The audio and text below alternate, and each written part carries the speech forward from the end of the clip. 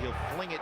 Oh! That's going to count! You know, I wasn't expecting him to have the success that he had, but it was a very nice surprise. Connor's been paying attention, watching film, talking to guys. Anybody inquire about that number 2 pick? We need contributions from other people. Who else has got to step up? Sometimes you do some things to change some things up to get to a different spark. Who do you think is the number 1 player?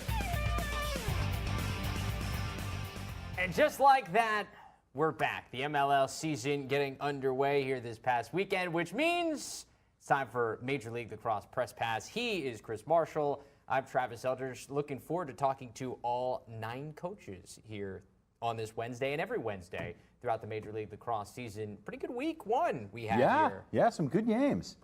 3 really good ones. 3 really good ones. One not so good one. One tough one. We'll talk about that Cannons game coming up in just a minute. But we start off with the Atlanta Blaze having a tough start to this game, falling in week 1, 14-10, as they took on the Florida Launch. And we welcome in Blaze coach Liam Banks as our first guest here on MLL Press Pass. Coach, we mentioned the slow start, a tough first quarter for you in your first game as a head coach in this league. What went wrong in the beginning of it, and what were you able to take away as you had a much better last 3 quarters, unfortunately not able to come out with the win, though? Yeah, first I'll say I think you're a Syracuse guy, so it was 13-10, not 14-10, but that's all right. Yeah, I thought that early on we didn't execute and finish in the ball. Really, if you look at the game, in the first 30 seconds of the game, we had 3 opportunities to get off to a great start, and we didn't finish them. Some nice saves by Kaut, did a really nice job. And from that point, we didn't settle down. We hit a couple pipes early. I think when you do that, the goal becomes a lot smaller to you, and it's a little harder to score. But defensively, I thought that we settled down. And if you look at those second half stretches, our defense did an incredible job of maintaining where they were at. I think we let up 4 goals in the entire second half, which is a great effort out of them. And then offensively, we started to gel a little bit. So it'll take a little time, but I was proud of the way the guys fought back throughout the course of the game. And we're just looking forward to getting back on the field and getting another shot at it this Saturday. Well, apparently, Coach, the extra goal was added here just this morning. There was a 2-pointer that was given. It was credited to Tom Moore. So apparently the final score is 14-10. I like your 13-10 thing. I feel like that's what happened on the game day. So that's what I guess we'll go with. What did you learn your first game as a head coach in this league? You know, I think the thing that I learned in this league is it's a long game. With the 2 timeouts, the 2 TV timeouts that they give you, the additional 2 timeouts that each team has, it is a long game and it's a process. So there's lots of ebbs and flows in that game. You always have an opportunity to get back in the game with the 60-second shot clock, which is nice. And, we learned a lot about how our guys fought. And coming out of the game, that was what I was most proud of. You try and take the good with the bad with the loss, but you got to find some silver linings there. And that's what I was happy with at the end of the day. Well, and taking a look at a couple of guys, obviously the big ticket, Palasek and Gibson coming in through player movement, but you had a couple players in the supplemental, Begley, as well as bringing back Deemer Class. Both those guys had pretty nice games for your team. Are you expecting them to continue to contribute like that throughout the season?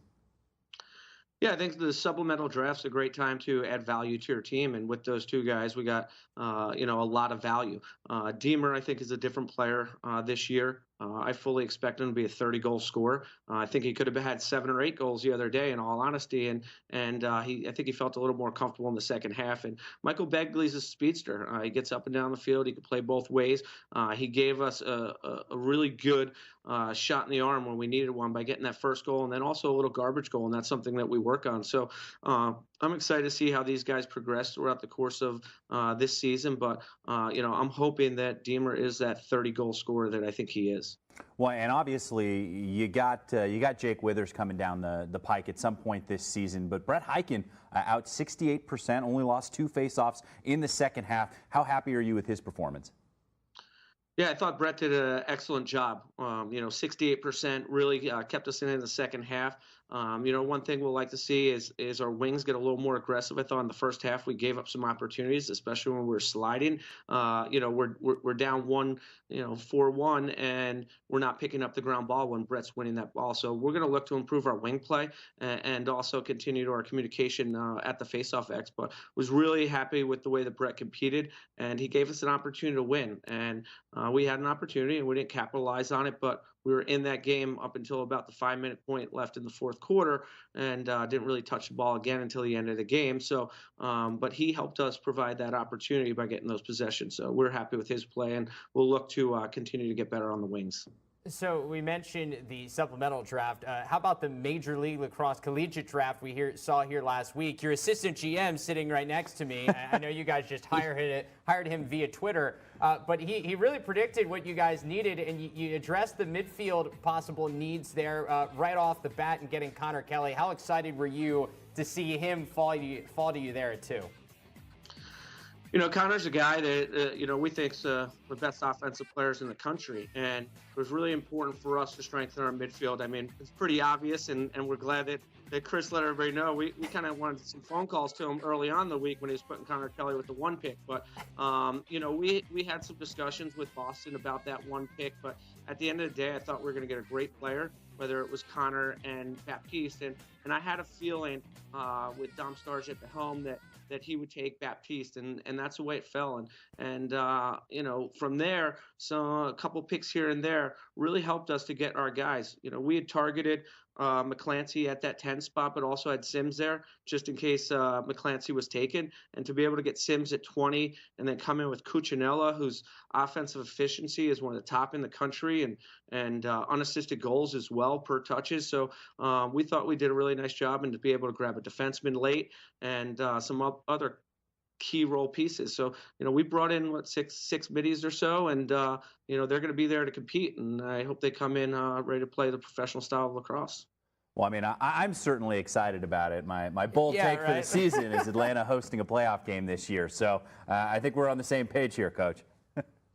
Yeah, I mean, it's going to be a process for us. As it's been well documented, this is the new era of Atlanta Blaze lacrosse, and we are going to have to strengthen ourselves with the guys that we bring in from the draft. So we expect them ready to come in, play, compete. And then if you look at us defensively on that side of the ball, I feel really confident with what we have down there, and then also at the attack end. So if we can shore up the middle of the field and shoot the ball a heck of a lot better than we did last week and pick up a couple ground balls, we have a chance to win games this year, and that's what we're going to try and do this weekend and every weekend we step on the field.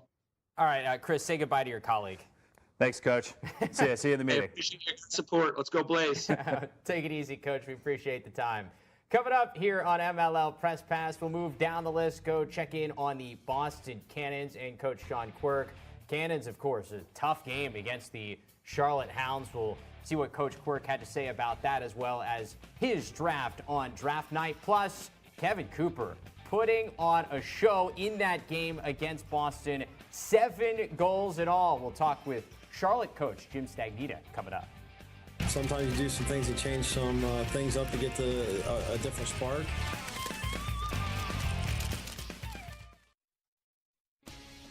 Coming up this week, week 2 in Major League Lacrosse, we got the Boston Cannons making another road trip south, this time to take on the Atlanta Blaze. Game time set for 7:30 p.m. Eastern Time, and you can, of course, watch it right here on LAC Sports Network. Can't stop that one. First goal of the quarter belongs to Kyle Denoff. Davey sets a great pick for Kyle coming off it, and that's a great jump shot down the alley. So one of the new faces for Boston, one of the few positives to take away from a tough loss to Charlotte in the opener for the Boston Cannons. We now have Cannons coach Sean Quirk joining us on the phone here on MLL Press Pass. Coach, just what do you take away from a 25-7 loss? Yeah, thanks for having me on, gentlemen. Certainly a very, very tough loss, going into week 1. We had 2 really good training camps, and practice down at Charlotte went really well. We had all our guys and the continuity and really gelled well. And, you have high expectations going into a new season like every team. And, just a lot of breakdowns really on both ends of the field and between the boxes. And speaking with the guys this week, they're certainly hungry to get back after it with a group of guys that are certainly ready to go and to continue to build that continuity, certainly all over the field. But, surprisingly enough, we did see some positives. The guys battled the entire game and they stayed positive within that team group, which is tough to do when, you're getting beat like that, certainly in any game. So saw some things out of some new guys and some returners that we have back that certainly we liked, and we have a lot to build off of going into Atlanta, which will be another tough game. Well, and you talk about, bright spots where you can find them, and, you got 4 goals from 3 of the new players that you brought in this season with Walsh and Pinnell, as well as Denoff getting on the score sheet. I mean, you have to be encouraged about seeing the new guys play well. Definitely. Those 3 guys, like you said, Chris, that joined the squad this offseason with Denhoff, Pinnell, and Walsh, it's getting comfortable playing with guys like Max and, Dave Yemla and Kyler Balestri and other guys. So, we'll continue to work that unit together amongst other guys and just continue to build, like I said, that continuity and trust with one another. But we like what those 3 guys did, certainly. And we saw a lot of bright spots, like I said, in training camp and at practices. So hopefully we move forward in a positive direction. Yeah, Coach, in goal, you had Benny Pugh get the start there for you. Maybe I think I was a little surprised to see him have a tough go of it, especially early on there in one of his early MLL games. Tyler Fiorito has been the guy for you in net just about for the last several years. Any word on his future, if he's going to be back here in the lineup for you guys anytime soon?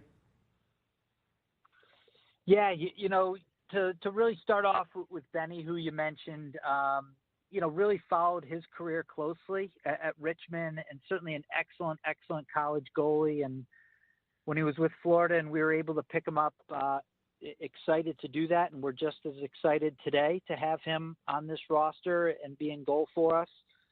And Jack Murphy as well. Jack's been a veteran with the Cannons and certainly is more than a capable goalie to play in this league. So we'll go to work with those guys. And Tyler, he's on our active roster. So he's certainly a part of the team as well. And but right now we're going with those guys. Well, and taking a look at the roster, obviously, a little bit of an embarrassment of riches at the faceoff position, but neither one of those guys available yet. When can we expect to see Joe Nardella able to suit up for the Cannons? Definitely. Joe, as you know, is coming off an ACL injury from last year, and he's made unbelievable progress. And that's a tribute to his hard work and his determination to be the best at his position. And certainly, he is one of the top guys in this league, no doubt about it. We put him on the 2-game IR because of that injury. So he'll be back May 5th for our home opener. That's what we're projecting right now. We'll go to work with the guys that we have on the active roster right now. And obviously, got to ask you. I know we were able to talk to you at the draft, but taking a look at now that we have a better idea of what players might be available sooner. When are you expecting to maybe get some of the draft athletes in the lineup? Yeah, it's interesting. Will Sands, who we took early in the draft, Bucknell, lost a really close one to BU last night. I actually watched that game. I think they're now waiting to see if they have a shot at getting in the NCAA tournament. And if that doesn't happen, we'll, get Will right away. And another young man from Bryant had a super, night last night, Kennedy, against Brown. I think he had 4 goals I saw this morning. So, as those college seasons end, like every other team, we'll start to get those guys and get them into the fold, into practice, and really get a good look at them and go from there. Yeah, Will Sands possibly getting to join you pretty early, going to help my selection for maybe MLL Rookie of the Year coming from the third round or later. Will is my dark horse Rookie of the Year candidate right now. Hey, Coach, we appreciate that was a good pick. We appreciate the time. Good luck as you get ready here for the Blaze next week. Thanks so much, John. Coming up, still here on MLL Press Pass, we'll check in on the team that was on the better end of that game against Boston. Charlotte, talking with Coach Jim Stagnita after an impressive Week 1 win. And how about back in the saddle again? Dave Cottle, we'll talk to him after he made his return to the sidelines in Major League Lacrosse. That's coming up here on MLL Press Pass. Sometimes you do some things to change some things up to get a different spark. Big time has been paying attention, watching film, talking to guys. Let's see if Michael is going to hit this two-pointer here. Haas gives it up. There's the shot. That's going to be a 2. Earhart gets it. Joe, did you just say that 2 seconds ago? We said it earlier. He's a guy you really have to watch in transition. Oh, you know, just Michael Earhart doing Michael Earhart things for the Hounds. A big win for Charlotte. Chris and Travis back with you here on MLL Press Pass. And we now have Hounds coach Jim Stagnita joining us on the phone. Coach, you guys put a big number up there on the Cannons, hanging 25 goals. What's the thing that you were happiest about coming out of that big win? I was most happy about the balance. In order to put those kind of numbers up, you have to do a lot of things well. And first and foremost, you have to have possessions, and we did a nice job at the X. You need to be able to stop your opponent, and we did a pretty good job on the defensive end as a whole. And we shot well, and executed on the offensive end. So really, I guess mostly pleased with the kind of overall balance in effort that that we showed for an opener, because openers can be ugly. And for one team it was. But you take a look at the goalie position in particular. Last season we saw both Bassett and Cipriano get looks. Cipriano obviously the starter at the beginning of the season. Both played exceptionally well in this game. I mean, how happy are you to know that you have two guys that are so capable?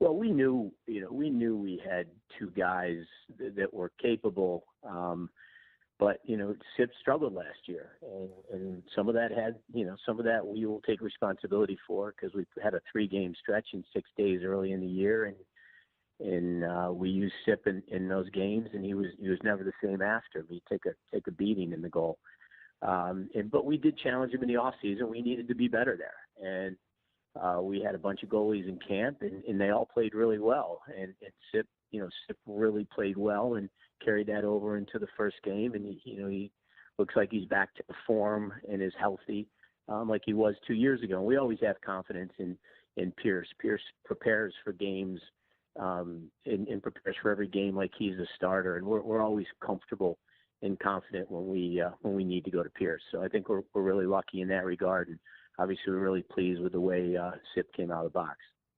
Coach, you also have to be pretty darn pleased with Kevin Cooper's performance. Kind of a journeyman in this league, the former Maryland Terrapin, goes off for 7 goals for you guys in the opener. I mean, how impressed were you by his performance coming in here and making a statement for you guys after, I believe, just playing a couple of games for you last season? Yeah, I liked him last year. He's just such a great fit for us. He does everything. He's got great eyes. People don't realize how balanced and well-rounded a player he is. I was not surprised what I saw on Saturday, because he did such a great job at camp. I mean, he was arguably our one of our best offensive players there, and we have a pretty talented group when it comes to offense. And he was really impressive. And to come out, and he's in great shape. I think he's had a stick in his hand, and he performed in the game the way he performed in practice. He just fits in so well with these other guys. I was really pleased with how the guys shared the ball, the number of assisted goals we had, and he's just he's a great fit for us. We didn't get an opportunity to use him at the end of last year as much as we would have liked to, for one reason or another. But we knew he was a good fit, and he really showed that the other night.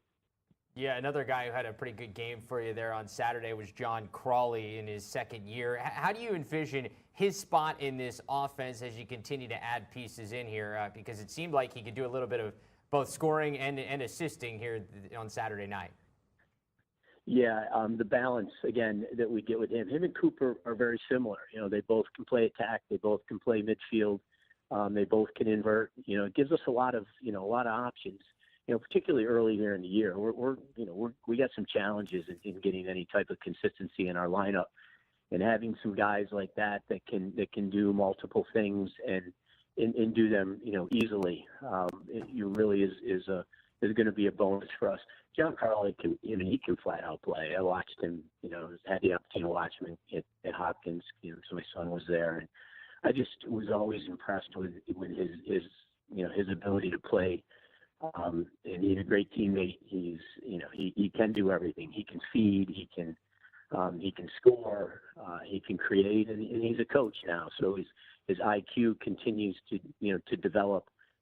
He's going to be a good one in this league. I think we were lucky to get him when we got him, and he showed signs of it last year as a rookie coming off a regular season. And he played great in the last game of the year last year, and just carried that over. And, I think this is just the beginning for him. He's going to be a good one in this league. Well, and you talk a little bit about continuity in the roster. One guy who's been a constant over the last several seasons, in fact, only missing one game so far, is Joey Sankey. Starting the season, on the PUP list. When can you expect to have him in the lineup? I'm going to be perfectly honest with you, and this is not coach speak. I don't know. We thought we were going to have him, just 6 weeks ago, and he had to have another procedure done on something he had done earlier. We weren't necessarily expecting that. So a lot of it's going to be based on how long it takes him to recover. My expectation is we're probably going to go through a pretty good portion of the season without Joey. All right, Coach, tough news for you, but a good win to start off this season. We appreciate the time. Good luck this week. Thanks, guys. I appreciate it. Of course, Coach Jim Stagnita of the Charlotte Hounds. Continuing on here on MLL Press Pass, we'll check in with the Bayhawks. Their new and former head coach back in the saddle again, Coach Dave Cottle joining us, and they ran into a tough one in big game Blaze in goal there for the Dallas Rattlers. We'll talk to their new head coach as well as we continue on here on Press Pass. Do some things and change some things up to get a different spark. Connor's been paying attention, watching film, talking to guys. They'll reset it for Fracaro with the shot clock 2/3 of the way gone. Jones on the jump shot. And there's Miles Jones for the first time tonight. The bad man getting in the stat sheet in the Bayhawks he does that opener on occasion. At home, but a tough loss and tough result for the Bayhawks as they fell to the Dallas Rattlers in their first game this season. We now welcome in Chesapeake coach Dave Cottle. And Coach, I think the obvious question is, how's it feel to be back there in the main spot on the sideline as the Bayhawks head coach? Well, it didn't feel that great on Saturday night. I tell you what, I like our players. I like their commitment to our organization, and we just going to have to play a little better than we did the other night. Well, and taking a look at the performance, obviously, you're as deep as anybody in terms of the offensive talent and weapons that you got. I mean, what do you think you need to do to get above that 9 number that you hung this weekend? Well, we have a lot to do. I thought, there's a saying, bad offense lends itself to bad defense. We gave up 8 goals in the first half. 2 were off riding where we're not really riding, and 3 were transition that came from our offensive end. So we have to do a better job of protecting the ball and not putting our defense in transition situations. And to Dallas's credit, I thought they were outstanding off the ground and in transition. Going alongside that, when you look at the stats of this game, you got 9 goals, just 3 were assisted. Is it something where you'd like to see the continuity of the offense continue to develop to give you guys a little bit more opportunities to set each other up? Well, you're right. And we scrimmaged Denver the week before. We played very well together. And what happened is I think we let the scoreboard determine how we played. It played frantically when we got down. And once, we looked at the scoreboard and each guy tried to make a play to get us back in a hurry. So there's no question we have to share the ball more, pass it more, and finish the inside chances that we had that we didn't finish the other night. Well, and one of the adjustments that we saw was at the faceoff X. Ben Williams struggled a little bit. You went to Stephen Kelly. Stephen Kelly had himself a pretty nice day at the X. What's your plan moving forward at that position? That's a great question. I would say that Stephen has kind of won the position in practice, but we didn't feel comfortable of what we saw just in the scrimmage and in practice, so we dressed 2 face-off guys. I am not sure we'll be dressing 2 face-off guys this week, and Stephen Kelly right now looks like he's the leader of the position. So, Coach, when we look forward here for you guys moving forward in the draft, you go with a poll there in Sean Mail from Denver in the first round. What did you like what you were able to pick up in the draft? A team for you that has plenty of depth and pieces to plug in as the season goes along, but what kind of needs do you feel like you filled? Well, I think we could always use a poll, and Sean is a guy who's creative with the ball and his stick, but he also is aggressive playing the ball. And we really felt like that was a need for us. Ian McKay, I'm not sure we went into the draft saying we were going to get him, but when he was available in the second round, we had to pick him up. And my favorite pick of the draft is Ryan Hershey, the short stick D midi from Georgetown. I think he's a guy who's going to start in the league immediately. And so I think those 3 guys right away give us a chance to play and make a contribution. Well, and then taking a look ahead in the schedule, you got Florida up next. They had a pretty nice win against Atlanta. I mean, what do you have to do to be successful against them and their high-powered offense? Well, I thought Atlanta played pretty good defense against them and won face-offs against them. For us, I thought we played pretty good 6-on-6 defense. I was very happy with the way Goran Murray played and Garrett Epple played. And so that was a positive. So we're going to have to play good 6-on-6. What we have to do is eliminate transition and not give them any easy ones. And we had 4 broken clears that were direct. We didn't have to force and gave second chances too. So we can eliminate the second chances. We can slow down the transition. And if we pass the ball on offense, I think we have a chance to beat anybody in the league. Well, and I wanted to get back to the draft one more time. Kyle Tucker, the Salisbury poll coming out. I know Berkman is really, really high on him. Some comparisons to maybe Kyle Hartzell, who I know you're familiar with. I mean, what did you see in him? Well, I drove down to Salisbury to watch him play. I thought he was a guy, we started looking a couple of years ago, getting guys that are very versatile. Kyle played the wing of face-offs. He played down low. You look at Colin Heacock, he plays attack and midi. Matt Nicoponte does the same thing. So we're trying to find guys that if you have an injury with your 19-man roster that can do more than one thing, and that was certainly what we saw in Kyle Tucker. All right, Coach, quickly before you go, you got Maryland or Hopkins in the rivalry this weekend? Stop. Just that, I love the guys at Hopkins, Petro and Coach Petro and Bobby Benson and Billy Dewan are just great people, but I root for the Terps. He's got to be a politician there in the Annapolis, Baltimore area. We get how it goes, Coach. We appreciate the time. Good luck here this week. Thank you for having me on, and I'll see you next week.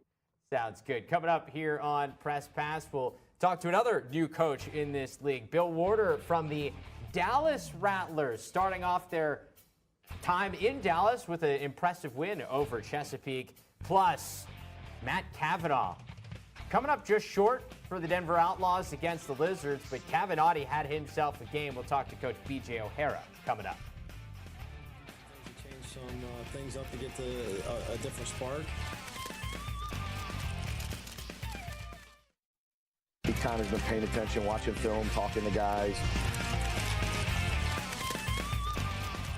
Rattlers a season ago, 8-6. They had 4 road wins. Nice bouncer coming back. And the score for McNamara. Welcome back here to MLL Press Pass. Chris Marshall and Travis Eldridge back with you. Ryan McNamara scoring the first goal in Dallas Rattlers history. And we now have the first-year head coach of the Dallas Rattlers, Bill Warder, joining us. Bill, what did you make of your first experience as a head coach in this league on the sidelines? Ended up being a good one for you. You know, it was fun just to experience it with the guys, playing hard. And I think everyone was a little, just nervous, maybe not the right word, but just, excited in a really good way to get off to a good start. And one thing that we control is obviously how hard you play and, how you press transition. And that was something the guys, did an exceptional job doing. Well, and you look at the result, obviously you get the victory, but holding such a high-powered team in terms of their offensive talent to just 9 goals, you played a very complete game. You have to be happy with that. Yeah, the defense, that's been one of the, calling cards of this franchise for such a long time. And, those guys went in and played, really well. And John Lade and, the return of John LaCasio is, outstanding. He's just such a disruptor, defensively. It's just amazing, team defensive guy as well.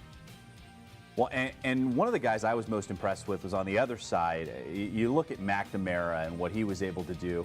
He had a great game, a guy you picked up in the 6th round of the collegiate draft last season. Was this the sort of performance you were expecting to see from him in Game 1? He was a guy last year we had really high hopes for, and played a few games for us last year and was very good. And then he had pretty much a season-ending injury. So we knew what he could do. He's unknown, and he's obviously the guy we drafted last year. So it was good to see him, take control and just a bigger role of the offense. It also helps when you have a guy in Jordan Wolf on your side. He's one of the best players in this league, one of the best players in the world. What does he mean to this offense? And I mean, I had to assume that you expected him to kind of pick up where he left off last season. Well, it's good to see. I think Jordan came into the season with just a lot of motivation to again be named to the world team. The U.S. team was great honor for him, but he's a guy that he's meat and potatoes. He comes every day, and if you ever watch the practice, he's the guy that does. That shot right there, he does everything the right way. He practices hard to play. He's not a guy that works really hard at it, and he deserves everything he gets because he does put in the time in the weight room, taking shots. Before, he's the first guy at practice, last guy to leave practice, just always taking shots, always preparing, just mentally focused. And he is one of the most, well-prepared players out there, certainly I've ever coached. And it's not just, raw talent. He works to be that good. Yeah, and another one of those kind of lax rats guys. There's a guy that you had in cage here for this one. Blaze Reardon stepping in, getting the start. Of course, John Galloway not available for this game. It likely will be your starter moving forward. But just what do you see from big game Blaze stepping in there? I mean, he really hasn't played a ton of goal in this league at all, and he steps in and has terrific performance. Well, I think, Blaze, again, he's another guy that I think most people, if you click on, YouTube or go to see a highlight, you're probably going to see him score that goal I think he had in college versus Cornell. So he's a guy that is pretty active out of the cage, vocal leader. He's played in a lot of big games. He was a big-time starter at Albany during his career, and he's confident, talented, and the benefit is he's also gotten to see Johnny Galloway for the last couple seasons, and Johnny's an unbelievable coach and leader. And so when you're getting coached every single day by the Team USA goalie, and you get to watch how Johnny prepares, it's obviously it rubs off on you. They're different styles stylistically in how they play, but Blaze is just a cool, confident, we love him. And that's why we drafted him a couple years ago. Well, and I got to ask you guys moved up to get Ben Reeves at that 4 spot from the 6th spot. Obviously, you traded spots with the team that you saw this weekend. I mean, what went into the decision to go up and get Ben Reeves? I think it's just you're looking at the the talent difference between, the 1, 2, 3, 4 guys in the draft offensively, or even the top 3 guys in the draft offensively, and then the next guy is. We thought there was a huge talent difference, and Ben is,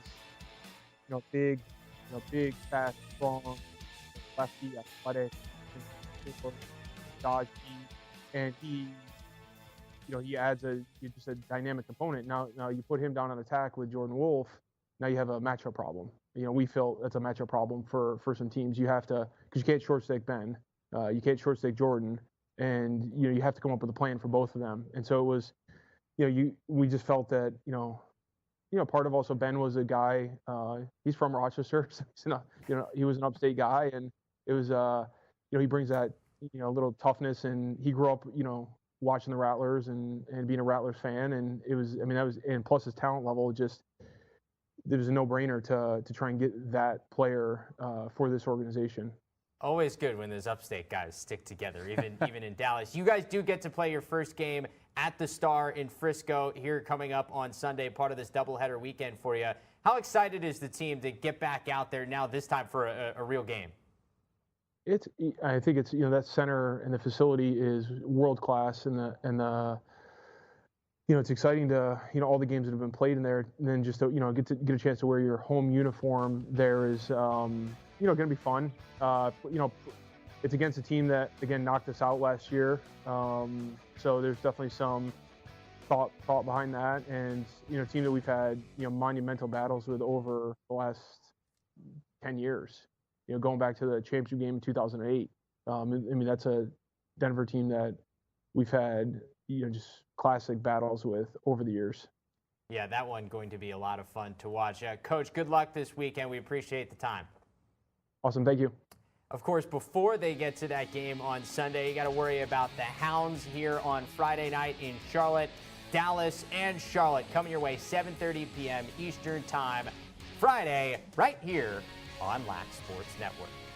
As for now, coming up here on Press Pass, the Denver Outlaws.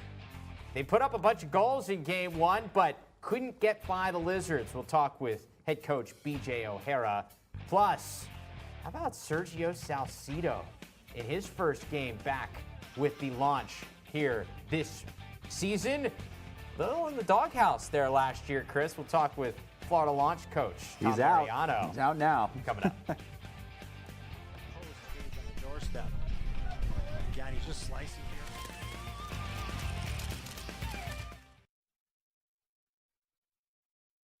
Here to MLL Press Pass, taking a look at your early standings through 1 week, and they're pretty simple. You got 4 teams at 1-0, 4 teams at 0-1, and the Ohio Machine, the defending champs. No, half a game out. Yeah, sitting there at 0-0. They, of course, plenty of time. Will open up the season here this weekend.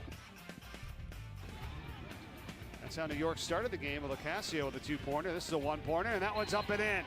Count it for Sieverts. Up top, watch this.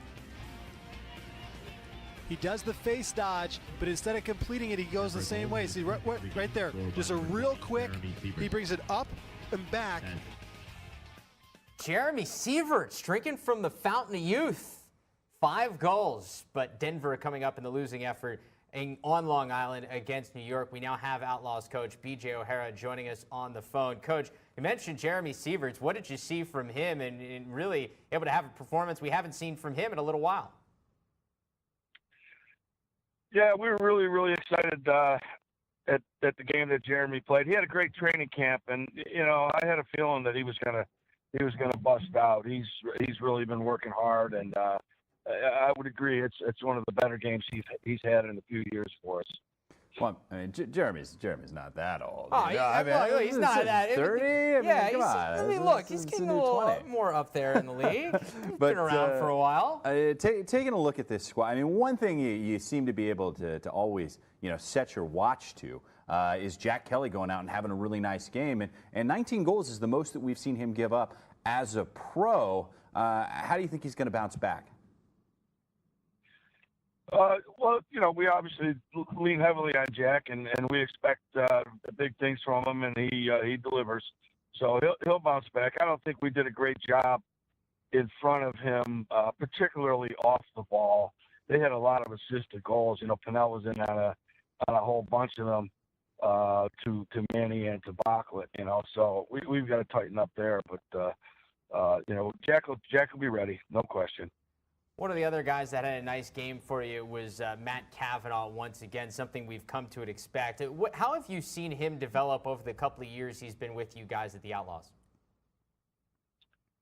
Well, he's such a you know, dynamic kind of player. You know, he's so quick and tough, shoots the ball well, and he's just a tough cover for anybody that matches up on him. The last 3 or 4 games he's played for us have been really, really outstanding, and hopefully he will continue.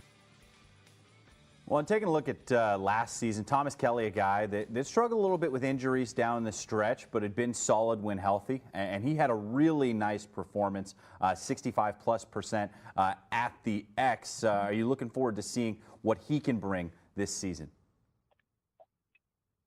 Tom is one of the very best in the game at that position.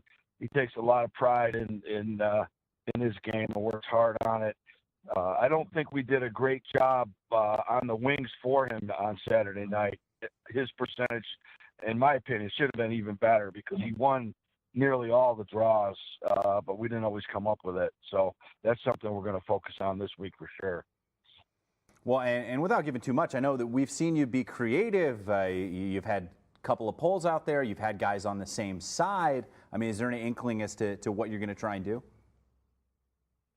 Well, that's a function of the matchup, you know. And Tom this week really had his way with his opponent, and he was able to put the ball in places. So we moved 2 guys over to one side to give Tom some space on the other side so he could just pull it over there and get it himself. That was where that adjustment came from. It'll depend week to week. He's going to have his hands full this week. You know, Drew Simino is also one of the very best, so I expect to see a real battle there this week. All right, so let's talk about your MLL draft, and I specifically want to talk about a special pick later on. Obviously, your son's team at Bucknell had a tough loss here last night, but he had a chance to draft your son Connor later on in the Major League Lacrosse draft. How cool of a moment was that? That was fun. You know, we talked about it, and you know, obviously that there's a bit of nepotism there, but he also and his teammates had a great year. He scored a lot of goals. He's in the top 10 goal scorers in the country, and so he was deserving, and it's going to be a lot of fun having him with us. Well, certainly a pretty cool moment, and I believe you that it was strictly a business decision. I don't think there was any nepotism involved. But one pick that I was looking at was Connor Keating at the top there, and he's a player that has an exceptional skill set, and certainly something that I think addressed the need that you have. For sure, we really looked long and hard at, and there were a number of players at that position, which is what we thought would be our first pick. And then we just concluded that of the guys out there, we thought he fit in the best for us. Rave reviews, we watched him play a lot. His coach, you know, couldn't say enough good stuff about him. So it just made a lot of sense. So we're excited to get him in.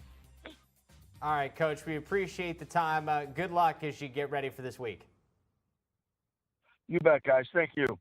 And, of course, coming up this week, we've got a good one, a MLL semifinal rematch coming your way on Sunday. The Denver Outlaws going to Dallas to play the Rattlers. The Rattlers playing their first game there at the Star in Frisco.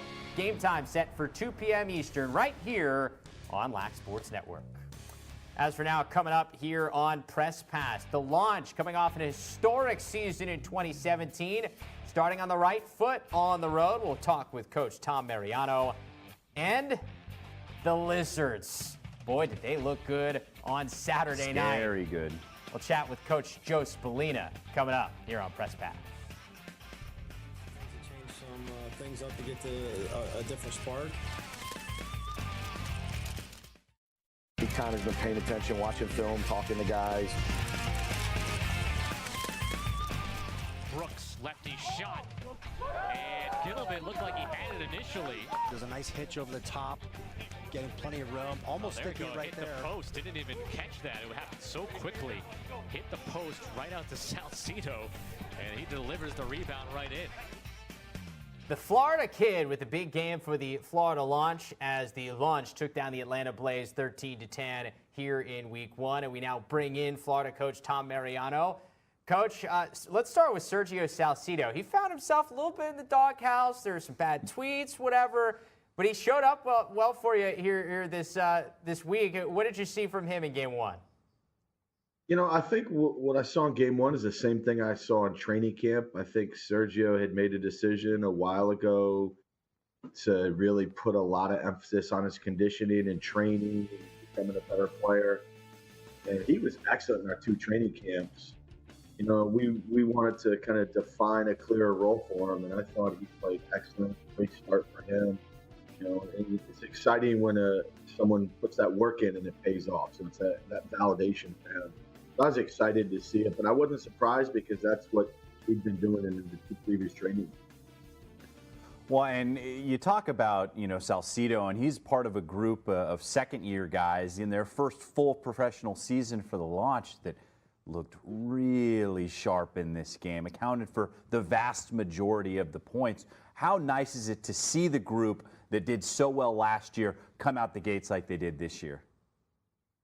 I think, when you go into training camp, you're like, all right, guys said they've been doing the work, said they're dialed in, said they're committed. I think one of the biggest jumps in this league is from that year 1 to year 2. Because at that point, guys have made the decision they're going to be committed, they're going to do the right things to become better players. Or they struggle a little bit and they don't play that well because they haven't put the time in. But it looks like our kind of second-year guys have put the time in to improve, and it was exciting to see that pay off. Yeah, well, honestly, you guys got off to a terrific start in this game, and you were able to really use that to propel you through the rest of this one. What do you attribute that fast start, the 7 goals in the first quarter, to? I think being unselfish, reading the plays, sharing the ball. I think the mindset going into it was, it's not one guy, it's all 6 guys contributing to what we're trying to do, and just take the plays that are given and don't hesitate and play with some confidence. And I thought the guys did a really good job of that. Well, and obviously you have another good performance from Austin Kaut. He had 4 20-save performances last season, hung another 20 spot this week. When you look at Austin Kaut as the goalie, I mean, how much confidence does it give you to see him out here again doing the same things he did last year? It's certainly nice. It's certainly nice to know you have a guy in there who's going to compete and make some big plays and you need him. There's some opportunities where Atlanta had some nice looks, and either he made a save or maybe he just got in the way enough to disrupt their shots and they didn't hit the cage. It's just, this game is about being strong up the middle. And I thought for us, Austin being great in the cage was a big part of us coming out with the victory. Coach, when you look at what you guys did in the MLL draft here last week, you go up there and you get Jules Henenberg in the first round. Maybe a guy that surprised some people that you took him in the first round, but I know you're close to him there at Rutgers. What did you notice from him that made you think he was the guy you needed to go up there and grab? Well, I think, honestly, I was a little surprised that people would be surprised because if you watch him play, there's no surprise. He's certainly one of the elite players in the country and is part of the resurgence of Rutgers lacrosse. They've played great lacrosse this year. They're in the mix for the playoffs, and he's, a huge part of that. And he's just dynamic, leadership, poise, kind of a slasher, kind of a hybrid, which I think fits in very well with us. So I just personally felt having him there at 7, maybe, it's not what we needed, but it was hard for us to turn down, and we're excited to add him to what we're doing. Well, I certainly believe you when you say you're going to take best available, and Jules 200-plus points in his collegiate career, certainly a guy that's going to be a real matchup problem, especially if he's coming out of the box. But I want to talk about Tyler Warner a little bit. He's a guy that I'm really high on, and you always talk specifically when the players that you bring in about the leadership and what they mean for the locker room. What makes him special? I just think you talk to from high school to college. I'm pretty close to his college coaches, and I've talked to them a bunch. I've seen them play a ton. And he's just he is a type A personality. He's a leader.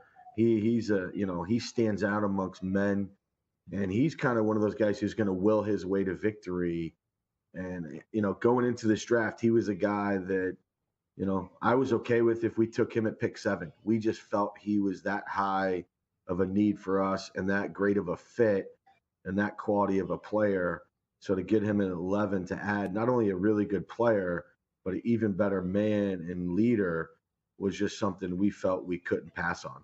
Yeah, I know. In talking to Coach Andy Shea there at Yale, he's one of the more impressive guys they have on that roster, and that's saying something when you're talking about Yale. Finally, you get Chesapeake here this week. I know you spent some time there. Always fun to play the Bayhawks?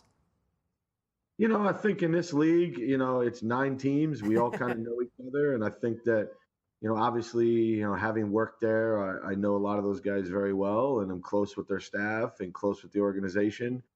They're very talented, as many teams, and they're going to come out hungry, looking to get their first win. And we've got to stay hungry, but it's always a little bit fun when you play guys that you know really well. Coach, we wish you the best of luck here this week. Appreciate the time. Talk to you next week. Thank you, guys. Have a great day. And you can, of course, see that Bayhawks launch game right here on Lac Sports Network coming your way Saturday night. Chesapeake going on the road down to Florida to take on the Launch. Game time set for 7 p.m. Eastern Time. As for now, we check in with the Lizards, who, man, they looked as good as advertised in Week 1. How Joe Spallina saw things. We'll talk with their coach. Plus, the Ohio Machine, the only team yet to play here in 2018.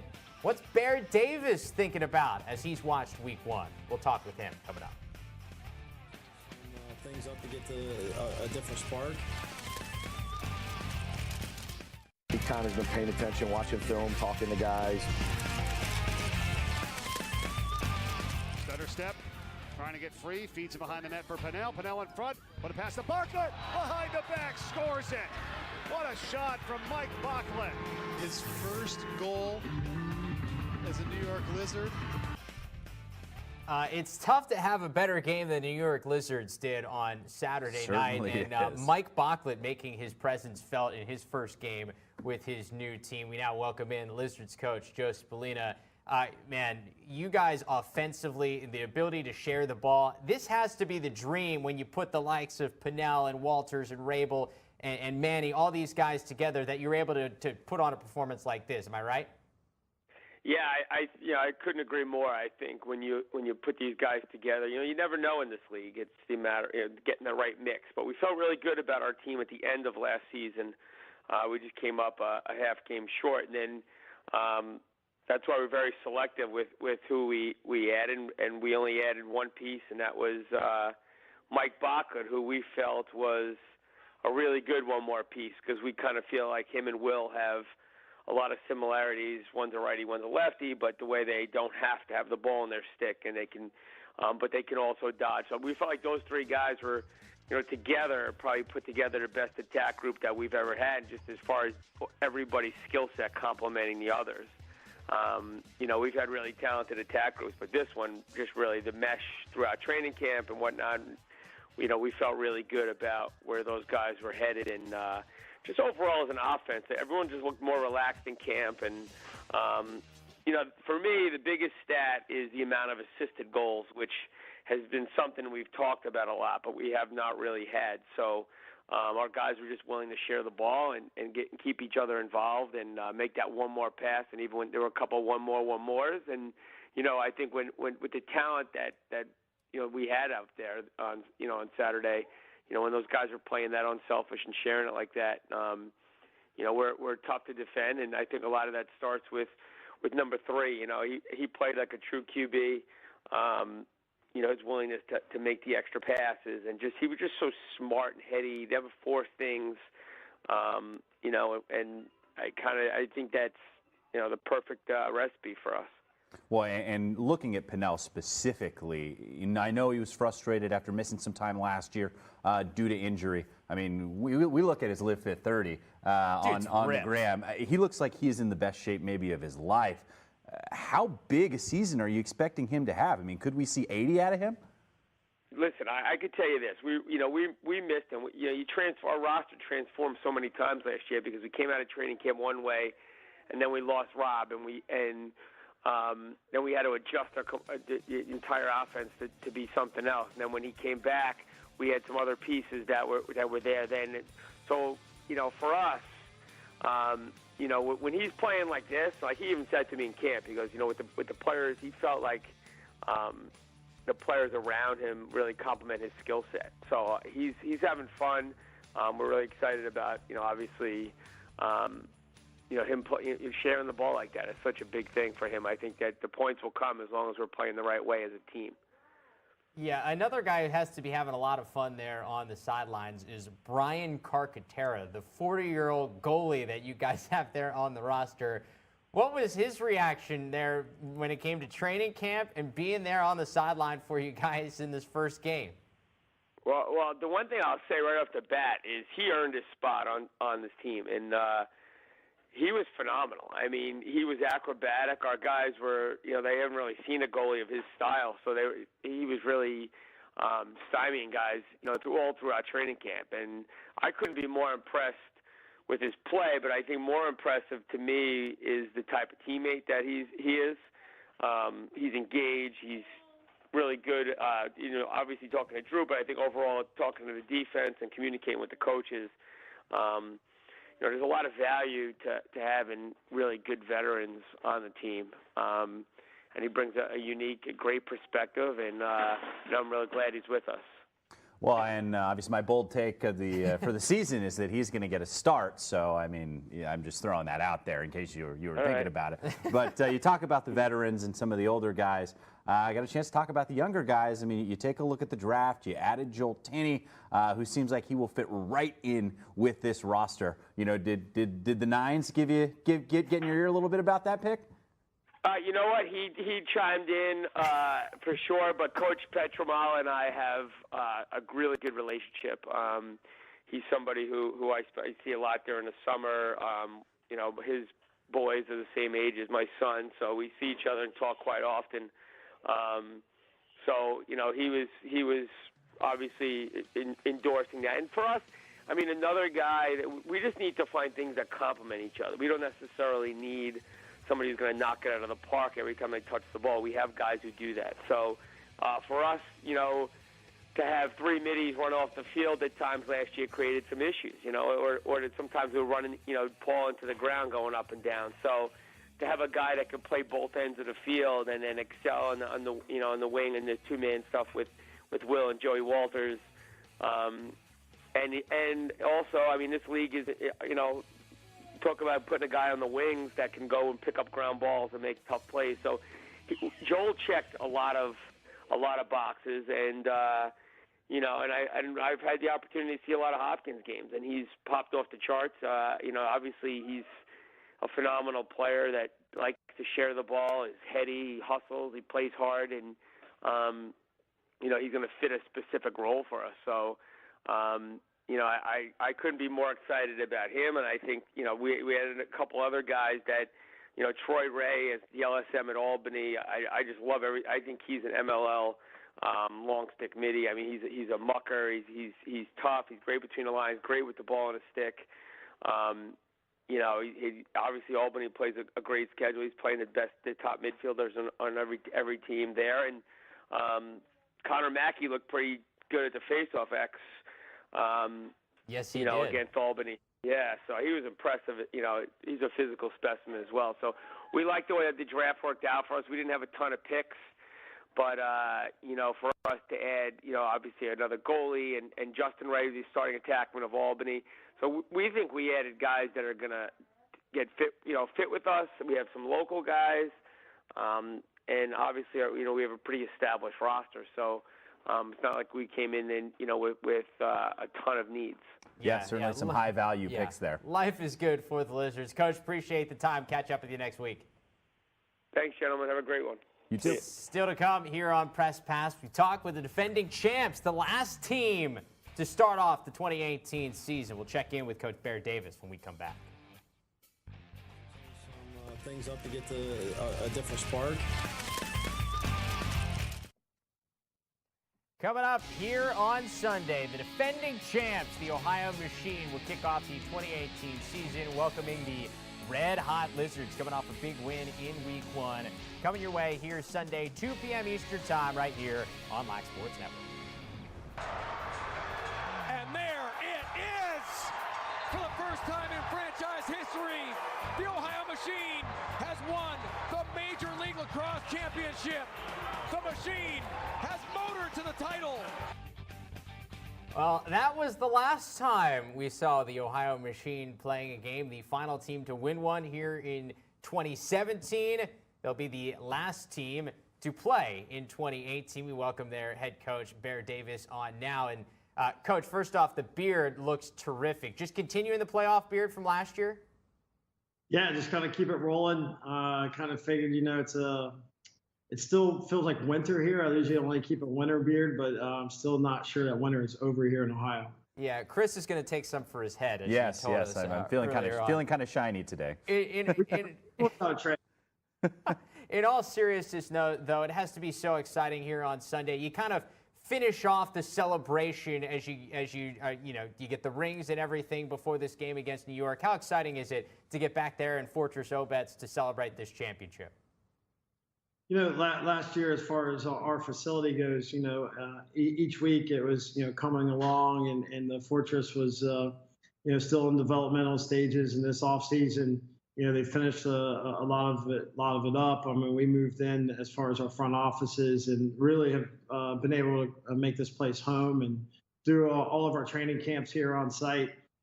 So I think our guys are going to feel like the Fortress is completely theirs at home now.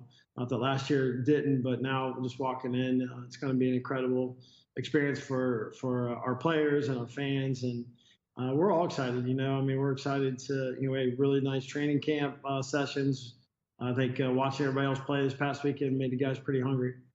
Well, and obviously you guys didn't get a game in this weekend, but you're playing coming up. And I want to talk to you about some of the guys that maybe fly under the radar a little bit. Obviously, you got as much star power as anyone else in the league, but Pat Young is a guy that looking at what he's been posting and kind of what I've been hearing about camp, seems like a guy that is poised to have a breakout season.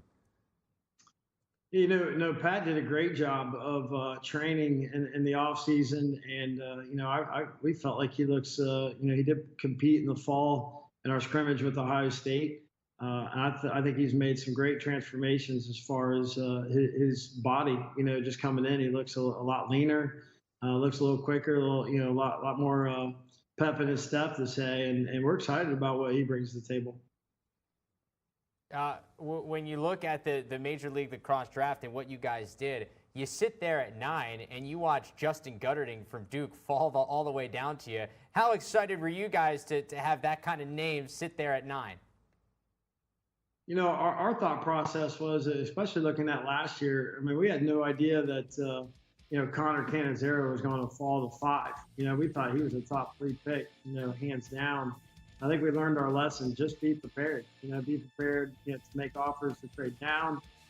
Be prepared to take the best available at your spot, and see who falls in there.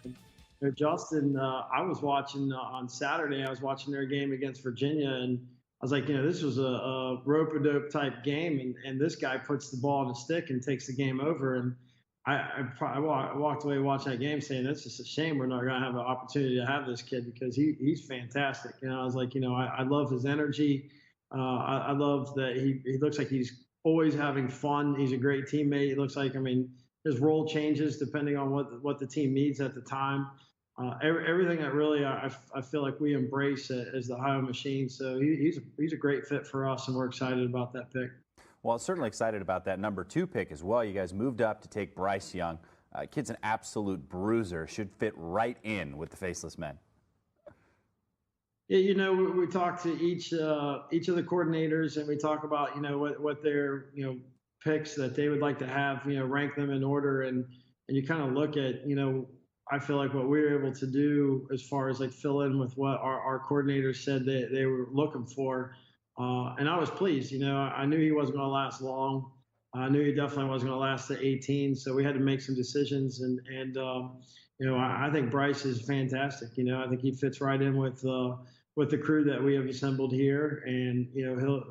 Main thing is guys that are going to fit well, maybe add something that necessarily we don't have, and have fun with the group that we have. So we feel like for the most part, all the Terps that we've ever had in our locker room have been great.